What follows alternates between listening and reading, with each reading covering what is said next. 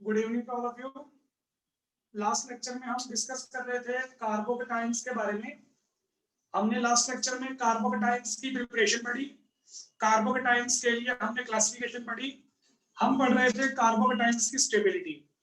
उसमें हमने एक स्टेबिलिटी जो है वो पढ़ ली थी। इंडक्टिव इफेक्ट के अकॉर्डिंग हमने ये देखा टर्शरी कार्बोकेटाइन जो होते हैं वो सबसे ज्यादा स्टेबल होते हैं, फॉलोड बाय सेकेंडरी, प्राइमरी और लास्ट में कौन आते हैं? मिथाइल कार्बोकेटाइंस, जिनकी स्टेबिलिटी सबसे कम होती है।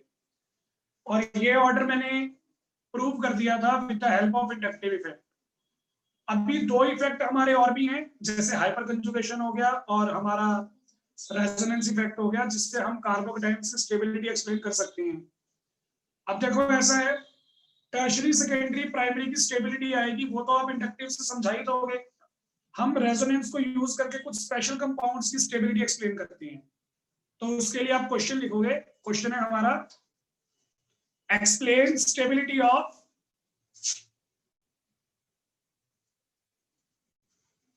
Allyl carbocation and benzyl carbocation. Allyl carbocation and benzyl carbocation using resonance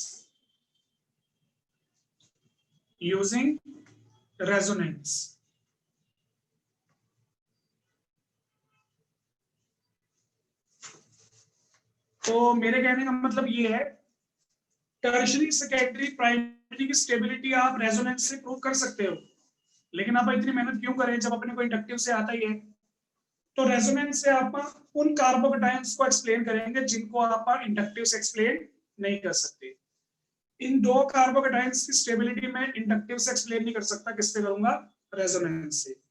sir वो तो ठीक है, पर बताओ तो सही होता क्या है? ये तो नाम ही नहीं कभी सुने आपने, अलाइल और बेंजाइल। ध्यान से सुनना, अलाइल और इसके साथ एक होता है विनाइल। कौन सा? विनाइल। तो इन दोनों में मैं आपको फर्क बता रहा हूं, ध्यान से देखना। विनाइल में क्या होता है? इन दोनों में ना एक बात कॉमन है, इन दोनों में कार्बन कार्बन डबल बॉन्ड आ रही होती है, फिक्स है। चाहे विनाइल हो चाहे अलाइल हो, दोनों में carbon carbon double bond fix है, आएगी ही आएगी। विनाइल में क्या होता है? तो डबल बॉन्ड वाला कार्बन है ना, उसी में पॉजिटिव चार्ज होता है। अगर डबल बॉन्ड वाले कार्बन पे ही पॉजिटिव चार्ज होगा, उसे अपन क्या बोलेंगे? Vinyl carbocation. सही है। लेकिन अगर हमारे पास डबल बॉन्ड से अगले कार्बन पे पॉजिटिव चार्ज आ रहा है तो उसे अपन क्या बोलते हैं? अलाइल। अगर डबल बॉन्डेड पे आएगा तो विनाइल, और अगर उससे अगले वाले पे आएगा तो एलाइल। एलाइल की जो स्टेबिलिटी होती है वो आप रेजोनेंस से एक्सप्लेन कर सकते हैं। तो वो रहा स्ट्रक्चर। हाइड्रोजन पूरे कर लो। यहाँ पे दो बॉन्ड बने हुए हैं तो दो हाइड्रोजन, तीन बॉन्ड बने हुए हैं तो एक हाइड्रोजन। यहाँ पे तीन हाइड्रोजन आने चाहिए पर मैं दो ही लगाऊंगा, क्योंकि अगर एक उड़ाऊंगा तो ही पॉजिटिव चार्ज आएगा ना, तो इसलिए। तो ये हमारा अलाइल कार्बोकेटाइन है। अब कौन सा आ गया? बेंजाइल। बेंजाइल में क्या होता है? Benzene ring. बेंजीन के ऊपर CH2 और उस पे पॉजिटिव चार्ज। बेंजीन के ऊपर CH2, उसके ऊपर पॉजिटिव चार्ज बेंजाइल, और अगर CH2 डबल बॉन्ड के साथ है तो एलाइल।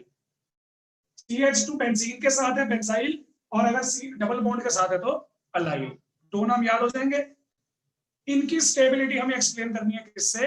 रेजोनेंस से। जब मैं आपको रेजोनेंस करवा रहा था, अपन उसके कम से कम भी 4-5 दिन लगवाए हैं रेजोनेंस पे। तो रेजोनेंस जब मैं आपको करवा रहा था तो अपन उसमें क्या देखा? कंजुगेशन होना जरूरी है। अगर कंजुगेशन होगी तभी रेजोनेंस होगी, अदरवाइज नहीं हो सकती। अलाइल वाले में रेजोनेंस आ रही है, सॉरी अलाइल वाले में कंजुगेशन आ रही है, डबल सिंगल पॉजिटिव चार्ज। तो पॉजिटिव चार्ज कंजुगेशन में इन्वॉल्व हो सकता है। सिमिलरली बेंजीन वाला भी होगा। तो हम इसकी स्टेबिलिटी कैसे एक्सप्लेन करेंगे? रेजोनेंस से एक्सप्लेन करेंगे। तो लिखोगे आंसर। पहला आंसर है अलाइल कार्बोकेटाइन के लिए। अलाइल के हमें दो रेजोनेटिंग स्ट्रक्चर बनानी है। देखो ऐसे बनेंगे क्या? इसके ऊपर पॉजिटिव चार्ज है तो आपका क्या करेंगे, डबल बॉन्ड के इलेक्ट्रॉन्स को दे देंगे।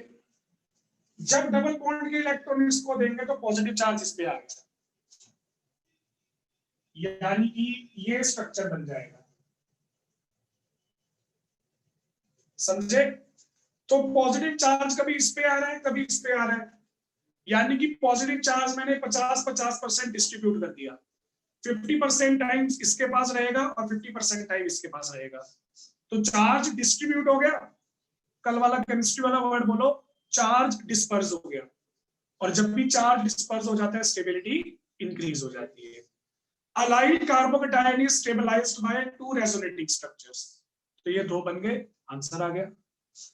दूसरा आंसर कौन सा है, बेंजाइल का। तो ये हमारे पास हमारा आ गया बेंजाइल कार्बोकेटायन, सही है। अब इसमें ध्यान से देखो, यहां से स्टार्ट कर रहा हूं मैं। Double single double single double single positive charge. तो पॉजिटिव चार्ज कंजुगेशन में है, और अगर कंजुगेशन में है तो क्या करेगा, रेजोनेंस। अब एक बार देखो, बेंजीन के डबल बॉन्ड में ऐसे रिप्रेजेंट कर सकता हूं और ऐसे भी रिप्रेजेंट कर सकता हूं, कोई प्रॉब्लम तो नहीं है। अब कई बार क्या होता है, कई बार मैं ऐसे बना देता हूं, कई बार जो मैंने पहले बनाया था वो बना देता हूं, बच्चे फिर उसमें कंफ्यूज हो जाते हैं।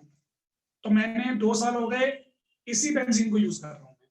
मैं हमेशा बेंजीन ऐसे बनाया करूंगा, कोई भी रेजोनेटिंग स्ट्रक्चर होगा मैं यही बनाया करूंगा। तो आप भी इसी को फॉलो करो। आप कभी ये बनाओगे, कभी ये बनाओगे, इसमें कंफ्यूज हो जाया करोगे। तो क्या याद रखना है आपको, हमेशा लेफ्ट में डबल बॉन्ड दिखाता हूं मैं, ठीक है। मैं ये नहीं कह रहा दोनों में स्ट्रक्चर अलग अलग बनते हैं, स्ट्रक्चर तो सेम ही बनेंगे, तो बच्चे कंफ्यूज हो जाती है। तो मैं इसी को फॉलो करता हूँ, 2 साल से इसी को फॉलो कर रहा हूँ। पिछले साल प्लस में भी यही फॉलो किया था, जो भी प्लस 2 में आ गए उनके लिए, अभी उनके लिए भी यही फॉलो कर रहा हूँ, आपके लिए भी यही रहेगा। कैसे बनानी है देखो, ध्यान से देखो एक बार। इस कार्बन पे पॉजिटिव चार्ज है, हम पॉजिटिव चार्ज को कैसे स्टेबल कर सकते हैं, बांट के, डिस्ट्रीब्यूट करके।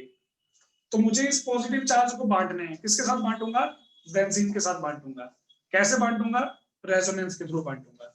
अब देखो ये यहां चला गया, अपन इसको इलेक्ट्रॉन देने हैं ना, तो डबल बॉन्ड के इलेक्ट्रॉन इसको दे दिए। एक बार देख लो, बनाना मत, समझ में आ जाएगा तो बढ़िया रहेगा, फिर कभी नहीं भूलोगे। इनको मैंने नहीं छेड़ा, ये वाली दोनों बॉन्ड्स एज इट इज। अब ध्यान से देखना, यहां पे आ गई डबल बॉन्ड, जब डबल बॉन्ड यहां आ गई तो पॉजिटिव चार्ज गायब। अब एक बार ध्यान से देखो, ये वाली डबल बॉन्ड इस कार्बन में और इस कार्बन में बनी हुई थी, फिर जब मैंने ये वाली बॉन्ड यहां की, इस कार्बन में और इस कार्बन में बन गई। मतलब इस कार्बन का तो कोई लॉस नहीं हो रहा, इसकी पहले भी डबल बॉन्ड थी, इसकी अब भी डबल बॉन्ड है, लॉस किसको हुआ, इसको लॉस होगा तो इस पे क्या आएगा, ये तो हो गया कंसेप्ट। रट्टा क्या है, रट्टा ये है, पॉजिटिव चार्ज एक कार्बन छोड़ के माइग्रेट करता है। इस पे था, एक छोड़ दिया, इस पे आ गया, अब एक छोड़ेगा, इस पे आएगा। समझ में आ गया होगा, ये तो रट्टा है। अब कंसेप्ट देख लो, ये वाली बॉन्ड यहां जाएगी, तो इसकी तो अभी भी बनी हुई है, जब यहां पे आएगा तब भी बनी रहेगी। इस पे क्या आएगा, ये रेजोनेंस है बच्चे। अब एक बार देखो, अभी मत बनाओ मत, कोई बात नहीं, एक बार देखते रहो। अगला स्ट्रक्चर कैसे बनेगा, ये वाली बॉन्ड यहां पे पॉजिटिव चार्ज आएगा एक कार्बन छोड़ के, ये लो। तो आपने बच्चे क्या देखा, मैंने कितनी स्ट्रक्चर बना दिए, कितने बना दिए, 4। हमने यह देखा 4 स्ट्रक्चर्स में कार्बन का पॉजिटिव चार्ज 4 अलग अलग कार्बन पे आ रहा है। तो इस कार्बन का पॉजिटिव चार्ज कितने कार्बन ने देखा, 3 कार्बन ने डिस्पर्स करवा लिया, स्टेबल हो जाएगा। समझ में आ गया होगा मैं क्या बोल रहा हूँ। तो ये बना लो, ये आपके रेजोनेटिंग स्ट्रक्चर आ गए बेंजाइल के। ये एलाइल का आंसर है और ये बेंजाइल का, दोनों बना लोगे, रेजोनेंस वाली स्टेबिलिटी खत्म हो गई।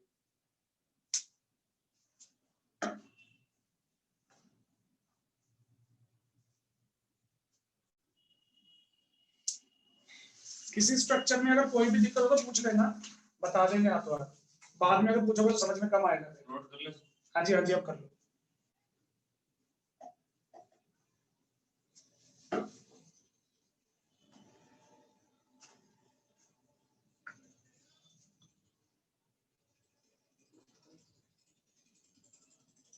तो ये हमारे पास हमारा अलाइल कार्बोकेटायन और बेंजाइल कार्बोकेटायन दोनों की स्टेबिलिटी हम इस तरीके से एक्सप्लेन कर सकते हैं। अभी तो बच्चे में आपको कंसेप्ट बताया, अगर आपको कंसेप्ट से समझ में आ रहा है बहुत अच्छी बात है, नहीं तो ऐसा है कि ये करना तो पड़ेगा ही अपने को। ये अपने को पूरी +2 में काम आएंगे, ये बेंजीन वाले स्ट्रक्चर पूरी +2 में काम आएंगे, तो फिर हमें को रट्टा मारना पड़ेगा। तो अगर कंसेप्ट से हो रही है तो अच्छी बात है, बहुत बढ़िया बात है, कर लो, नहीं तो फिर रट्टा मारना पड़ेगा, वो भी लगवा देंगे, पर करने पड़ेंगे, इसका कोई इलाज नहीं है। भी आप छोड़ सकते हो, नहीं छोड़ सकते इनको। अगर इनको छोड़ दोगे तो बेंजीन की कोई भी बात समझ में नहीं आया करेगी केमिकल प्रॉपर्टीज में। तो ये हमारे पास हमारे स्ट्रक्चर आ गए अलाइल और बेंजाइल के। अब एक बार देखना, मेरे पास कार्बोकेटायन था, मैंने कार्बोकेटायन पे एक बेंजीन लगाई, एक बेंजीन लगाने से कितने स्ट्रक्चर बने? 4। मैंने एक हाइड्रोजन हटा दिया, एक और बेंजीन लगा दी, बस बता रहा हूं, एक बेंजीन लगाने पे 4 स्ट्रक्चर बने, एक और बेंजीन लगा दी, 4 और बनेंगे, कितने हो गए? 8। फिर एक हाइड्रोजन और हटा दिया, एक और बेंजीन लगा दी, अब कितने स्ट्रक्चर बनेंगे? 12। रेजोनेंस का क्या रूल पढ़ा था आपने? More is the number of resonating structures, more will be the. तो कौन से वाला कार्बोकेटाइन स्टेबल होगा? जिसपे 3 बेंजीन होंगी। उससे कम कौन सा होगा? जिसपे 2 बेंजीन होंगी। उससे कम कौन सा होगा? जिसपे, तो ये पॉइंट बनाने लिखोगे, more is the number of, more is the number of, देखो ऐसा है, इसका नाम क्या है? बेंजीन, बेंजीन, इसका बेंजीन, मेन चेन जिसको बेंजीन बोलते हो, जब ये सब्स्टिट्यूएंट में आती है तो इसे क्या बोलते हैं? फिनाइल बोलते हैं। क्या बोलते हैं? तो मैं यही लिखवा रहा हूं, more is the number of phenyl rings, more will be the, more will be the, नहीं सही है, आगे लिखो दोबारा, more will be the stability of carbocation, more will be the stability of carbocation. तो इससे आप क्या समझे? जितनी ज्यादा बेंजीन यानी कि जितने ज्यादा फिनाइल ग्रुप्स उतनी ज्यादा स्टेबिलिटी। तो बना लो, एक तो बेंजीन आप ऐसे बनाओगे, बड़ी मतलब खतरनाक सी ड्राइंग हो जाएगी। बेंजीन को फिर आप ऐसे रिप्रेजेंट कर सकते हो C6H5। तो इसमें कितने C6H5 में? इसकी स्टेबिलिटी सबसे ज्यादा, इससे कम किसकी होगी? जिसपे 2 आ रहे होंगे। अगर फिनाइल ग्रुप 2 आ रहे हैं तो CH लगाना पड़ेगा, है ना, और इसके बाद एक वाला, तो ये, हाँ जी, CH2, ये आपका ऑर्डर आ गया, ये ऑर्डर लिख लो, रेजोनेंस इफेक्ट खत्म हो गया।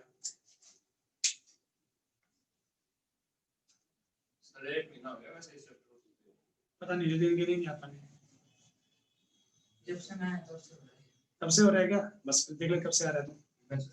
मैं 1 नंबर से आ रहा हूँ वैसे। ऐसे देखो, मेरी बात सुनो, मतलब क्या बड़ी बात है, करवा देते कोई चीज, मतलब इतनी लंबी चौड़ी चीज नहीं है, पर वही बात है ना, फिर समझ में नहीं आई, फिर ऑर्गेनिक का फायदा क्या हुआ? अब इसमें और कुछ करने वाला तो है नहीं, एक ऑर्गेनिक है करने वाली, एक ऑर्गेनिक, एक सेकंड चैप्टर, एक 4th चैप्टर, वैसे 4 चैप्टर काम आते तुम्हारे +2 में। तो अगर आप इन्हीं का नाश मारते हैं, फायदा क्या हुआ +1 करने का? समझ रहे हो ना? तो इसको आराम से कर लो, ये जरूरी है। फर्स्ट चैप्टर इतना जरूरी नहीं है, बेसिक कंसेप्ट वाला, आगे कहीं जगह काम नहीं आता। वो मोल कंसेप्ट है, उसमें अगर नहीं भी सीखोगे तो +2 में दोबारा एक्सप्लेन करते करते हैं, तो वो आज के लिए तुम्हें सेकंड चैप्टर, 4th चैप्टर और ये 12th और 13 ऑर्गेनिक आने चाहिए, ठीक है ना? तो नहीं, कोई बात नहीं, रिवीजन में तो देखेंगे, जो भी टॉपिक आपको पूछने होंगे सारे करवाएंगे, वैसे कोई दिक्कत नहीं है। हो गया? अब अपनी कौन सी स्टेबिलिटी रह गई? हाइपर कंजुगेशन की। तो आ जाएगा 3rd पॉइंट, हाइपर कंजुगेशन।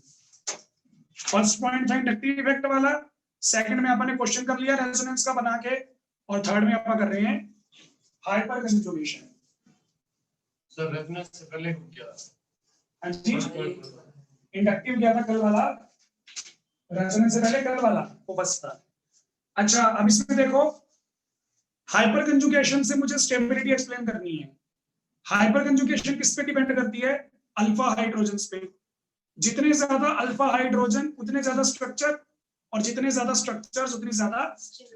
तो आपने मुझे आंसर बता दिया। कार्बोकेटाइंस कितने तरह के होते हैं? 3 तरह के। एक तो होते हैं टर्शरी वाले, फिर एक होते हैं सेकेंडरी। टर्शरी के बाद सेकेंडरी, और सेकेंडरी के बाद प्राइमरी। मैं यहाँ पे फंक्शनल ग्रुप किसको मान रहा हूं? कार्बोकेटाइन को।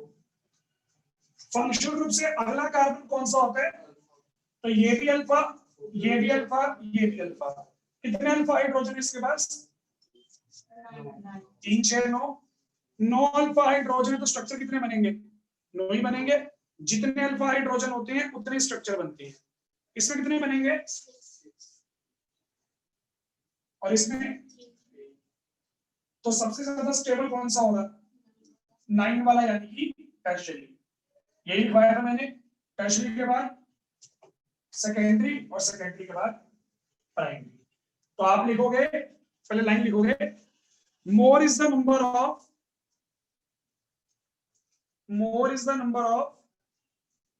Alpha hydrogens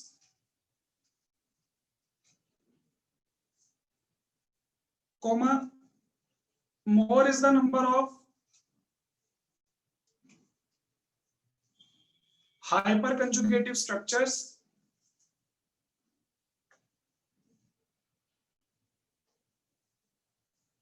more will be the stability.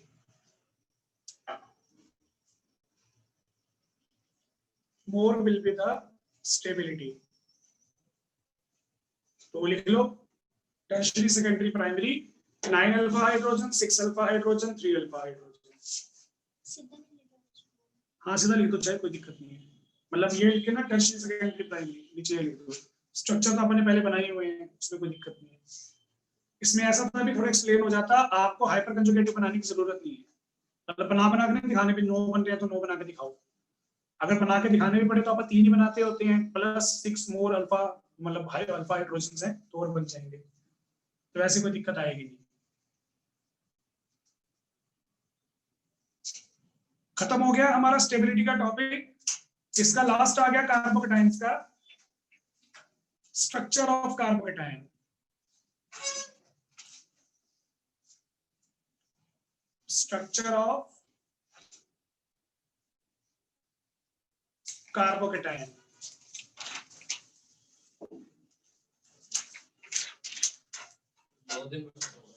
तो यहां पे देखो अपने पास क्या केस है। सबसे पहले आप हम पढ़ रहे थे अपना नॉर्मल कार्बन कंपाउंड। उस नॉर्मल कार्बन कंपाउंड की आपने एक बॉन्ड तोड़ दी। एक बॉन्ड तोड़ने पे हमारे पास क्या बन गया? कार्बोकेटाइन बन गया, है ना। अब देखो, जो अपने सिंपल कार्बन वाले कंपाउंड होते हैं उनमें कार्बन की हाइब्रिडाइजेशन क्या होती है? sp3। क्योंकि इसको 4 बॉन्ड बनाने थे। 4 बॉन्ड बनाने के लिए ये 4 ऑर्बिटल्स का यूज कर रहा था इस तरीके से, 1 2 3 4। तो हाइब्रिडाइजेशन क्या आ रही थी? sp3। लेकिन जब आप कार्बोकेटाइन बना रहे हैं, कार्बोकेटाइन में आपने एक बॉन्ड तोड़ दी। अगर आपने एक बॉन्ड ब्रेक कर दी तो अपना एक ऑर्बिटल भी किसी काम का नहीं रहेगा, फ्री हो जाएगा। अब हाइब्रिडाइजेशन में कितने ऑर्बिटल आएंगे? 3। तो हाइब्रिडाइजेशन आएगी sp2। समझ में आ गया? तो हमारा कार्बोकेटाइन कौन सी हाइब्रिडाइजेशन शो करता है? sp2 hybridisation. मैं क्यों बता रहा हूं आपको? इस वाले में sp3 हाइब्रिडाइजेशन थी, तो बच्चे इसकी शेप थी टेट्राहेड्रल। टेट्राहेड्रल शेप क्या होती है? 2 पेन देना। बस एक चाहिए। अब इसमें देखो क्या होता है टेट्राहेड्रल शेप में। 4 बॉन्ड होते हैं ऐसे प्लेन में, 4 में ना, 4 में से 2 होते हैं ऐसे प्लेन में, एक ही प्लेन में। ये ऐसे बोर्ड वाले प्लेन में है। एक बॉन्ड होता है आपकी तरफ, टुवर्ड्स द ऑब्जर्वर। आप ऑब्जर्व कर रहे हो ना, टुवर्ड्स द ऑब्जर्वर। और एक होता है आपसे पीछे, अवे फ्रॉम द ऑब्जर्वर। तो ये प्लेनर शेप है, नॉन प्लेनर शेप है? Non planar. अगर प्लेनर होती तो एक ही प्लेन में आ रही होती। ये तो मल्टीपल प्लेन्स में आ रही है, आगे वाले प्लेन में भी आ रही है और पीछे वाले प्लेन में भी आ रही है। तो ये कौन सी शेप है? नॉन प्लेनर शेप है। लेकिन अगर मैं इसका कार्बोकेटाइन बना देता हूं, कार्बोकेटाइन की हाइब्रिडाइजेशन क्या आ रही है, sp2 में हमारी शेप बनती है ट्रायगोनल प्लेनर, एक ही प्लेन में 3 बॉन्ड आ रही होती है, तो ये नॉन प्लेनर से क्या बन जाता है, प्लेनर बन जाता है। बात समझ में आ गई? तो ये सब बातें अपन यहाँ पे स्ट्रक्चर में एक्सप्लेन करनी है। तो आप लिखोगे, नहीं अभी नहीं, जो मैं बताऊंगा बस वही लिखोगे। The कार्बोकेटाइन्स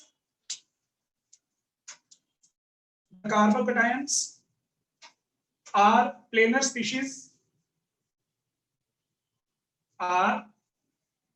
species, in which carbon is sp2 hybridized,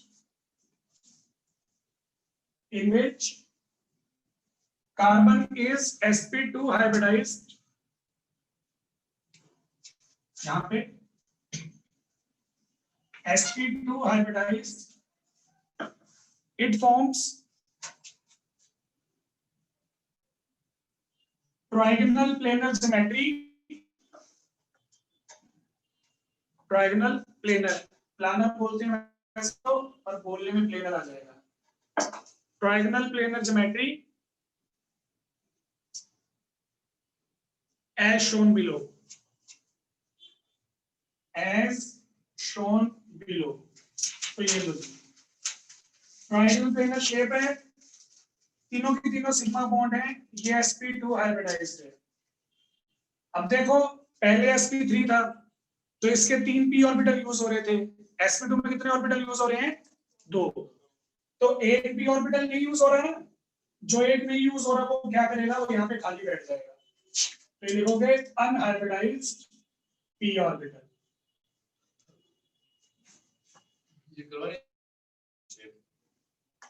ये 4th चैप्टर में है, सही है। तो ये हमारे पास हमारे कार्बोकेटाइन की ज्योमेट्री आ गई। अच्छा एक बात मैं भूल ही गया, बॉन्ड एंगल 120 डिग्री होता है यहाँ पे, 120 120 120 भाई कंप्लीट हो जाए 360, ठीक है।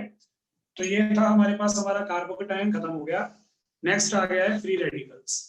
कार्बन आयन नहीं करेंगे, पहले फ्री रेडिकल करेंगे। सेकंड इंटरमीडिएट आ गया फ्री रेडिकल, RA, बताता हूं अभी कैसे। RA फ्री रेडिकल्स में क्या होता है, मेरे मतलब माइंड में भी स्ट्राइक किया, कार्बोकेटाइन्स और कार्बन आयंस इनकी स्टेबिलिटी अपोजिट होती है। कार्बोकेटाइन्स की स्टेबिलिटी क्या थी, टर्शियरी सेकेंडरी प्राइमरी, तो कार्ब एनायंस की स्टेबिलिटी क्या होगी, प्राइमरी सेकेंडरी टर्शियरी। जो हमारे रेडिकल्स होते हैं ना वो कार्बोकेटाइन जैसे होते हैं, तो इनकी जो स्टेबिलिटी आएगी वो कार्बोकेटाइन जैसी ही आएगी। कार्बोकेटाइन से टर्शियरी सेकेंडरी प्राइमरी, तो फ्री रेडिकल भी आएंगे टर्शियरी सेकेंडरी प्राइमरी। ये भी sp2 हाइब्रिडाइज्ड है, वो भी sp2 हाइब्रिडाइज्ड है, तो स्ट्रक्चर भी लगभग सेम ही आएगा। तो बहुत सारी सिमिलरिटीज हैं, थोड़ा बहुत काम ही हमें नया करना पड़ेगा, तो उसके बारे में फिर आप देखेंगे। तो लिखोगे definition, intermediates in which atom or group of atoms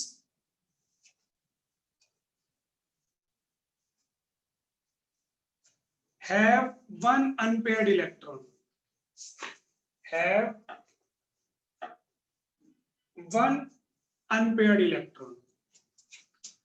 कभी सुना नहीं था आपने ये, किसी मॉलिक्यूल पे नेगेटिव चार्ज आ जाए तो इसका मतलब उसने कितने इलेक्ट्रॉन गेन किए हुए हैं, 1 इलेक्ट्रॉन गेन किया हुआ है। अब बोलने में तो यही आता है कि 1 इलेक्ट्रॉन है, पर यहाँ पे अकेला इलेक्ट्रॉन नहीं होता है, नेगेटिव चार्ज में हमेशा 2 इलेक्ट्रॉन्स होते हैं। एक तो वो जो हमने गेन किया और एक वो जो हमारे एटम चाहे इसके साथ पेयर बना के रह रहे हैं। मतलब नेगेटिव चार्ज में इलेक्ट्रॉन तो एक ही गेन किया, पर वो रहता है पेयर बना के, वो अकेला नहीं रहता। दूसरा बात करें लोन पेयर्स की, नाइट्रोजन पे लोन पेयर है, ऑक्सीजन पे लोन पेयर्स हैं, तो यहाँ पे भी हमारे इलेक्ट्रॉन पेयर्स में रह रहे हैं। इलेक्ट्रॉन हमेशा जोड़ी में रहते हैं, कभी भी अकेले नहीं रहते। आपा ने जब उनको अकेले रखने की कोशिश की तो वो हाईली रिएक्टिव हो गए, इतने रिएक्टिव कि वो इंटरमीडिएट बन जाती है। तो हमारे पास जो फ्री रेडिकल्स होते हैं, फ्री रेडिकल्स में एटम के ऊपर एक सिंगल इलेक्ट्रॉन आ रहा होता है।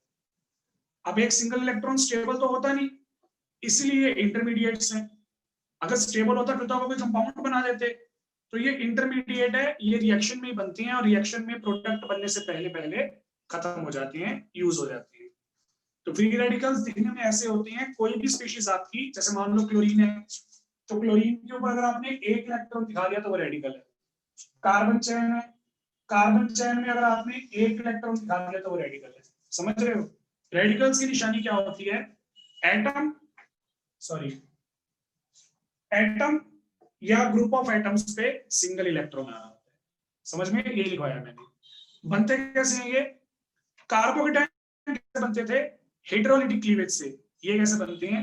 होमोलिटिक क्लीवेज से। क्योंकि देखो ऐसे है, कार्बन कार्बन की बॉन्ड है, अगर आप हेटेरोलिटिक तोड़ोगे फिर तो एक एटम जो है वो सारे इलेक्ट्रॉन ले गया, नेगेटिव पॉजिटिव आएगा, कार्बोकेटाइन या कार्बन आयन बनेगा। अगर आप इस बॉन्ड को होमोलिटिक तरीके से तोड़ते हैं तो दोनों अपना अपना इलेक्ट्रॉन लेके जाएंगे, एक एक अपना एक एक इलेक्ट्रॉन लेके जाएंगे तो रेडिकल बनेगा। तो रेडिकल बनाने का क्या तरीका होता है? Homolytic cleavage. तो लिखोगे they are formed bye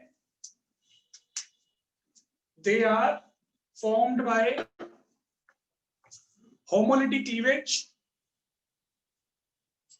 Ly, homolytic Ly. They are formed by homolytic spelling लिखा हूं, cleavage which can be achieved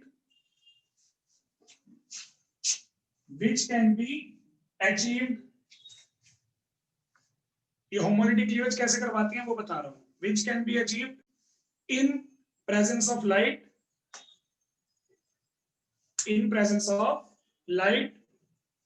or at high temperature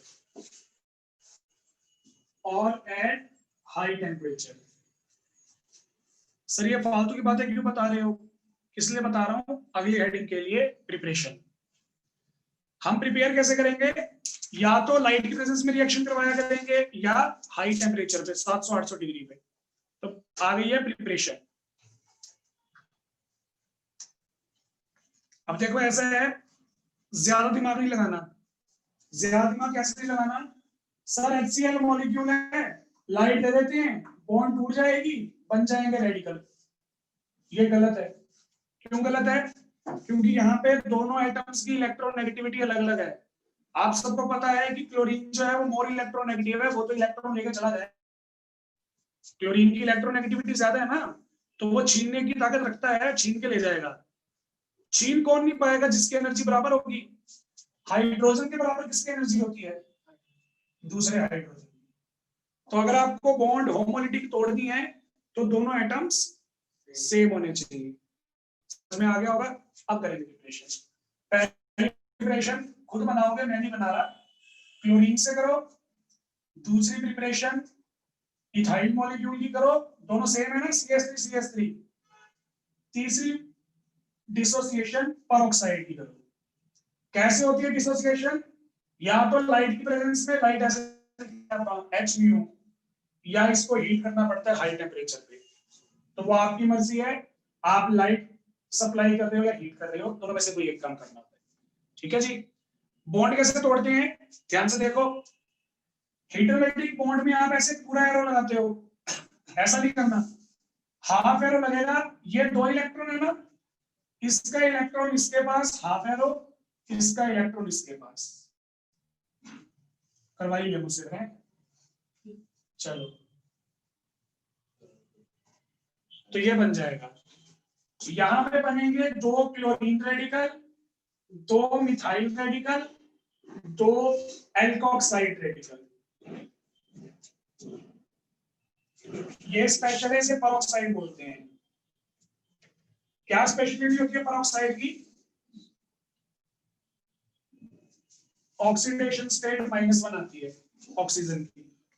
ठीक है, तो ये हमारे पास हमारी प्रिपरेशन है।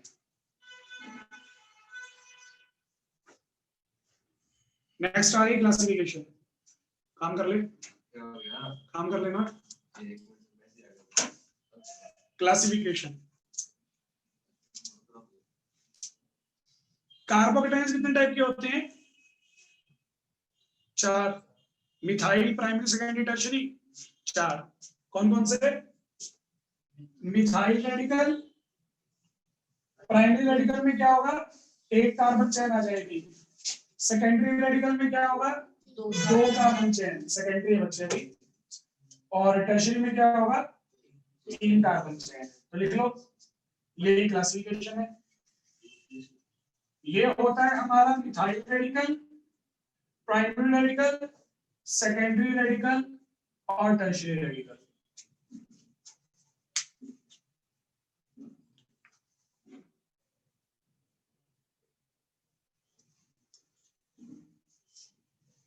ठीक है, प्रिपरेशन हो गई, क्लासिफिकेशन हो गई।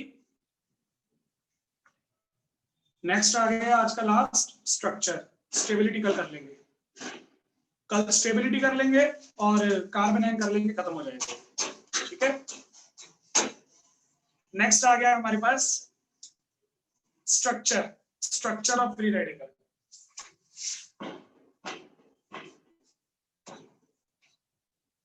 तो क्या बताया था मैंने?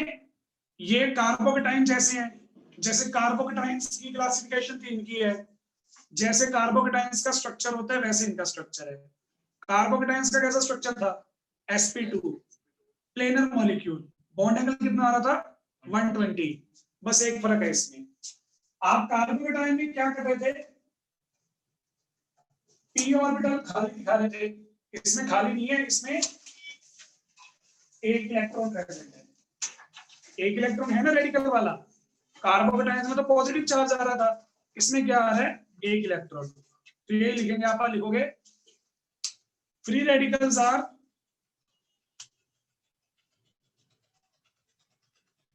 planar species in which